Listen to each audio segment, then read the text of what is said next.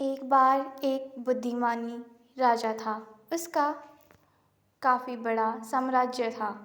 उसके राज्य में प्रजा हर तरह से खुशहाल थी। राजा को अपने उत्तराधिकारी की तलाश थी। उसके 3 बेटे थे। राजा इस पुरानी परंपरा को नहीं निभाना चाहता था कि उसके सबसे बड़े बेटे को ही गद्दी पर बिठाया जाए। वह सबसे बुद्धिमानी और काबिल बेटे को सत्ता सौंपना चाहता था। इसलिए राजा ने उत्तराधिकारी के लिए तीनों की परीक्षा लेने का फैसला किया।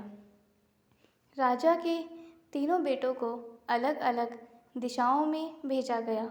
उसने हर बेटे को सोने का एक सिक्का देते हुए कहा कि इससे वे ऐसी चीज़ खरीदे जो पुराने महल को भर दे।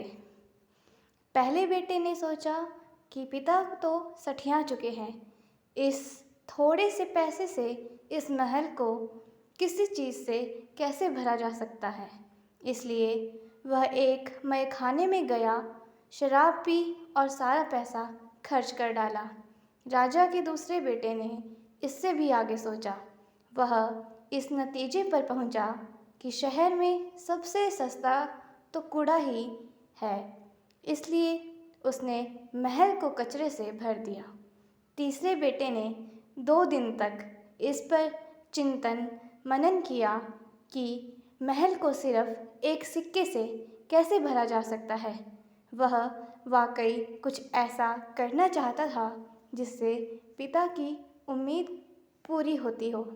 उसने मोमबत्तियाँ और लोबान की बत्तियाँ खरीदी और फिर पूरे महल को रोशनी और सुगंध से भर दिया। इस तीसरे बेटे की बुद्धिमानी से खुश होकर राजा ने उसे अपना उत्तराधिकारी बनाया।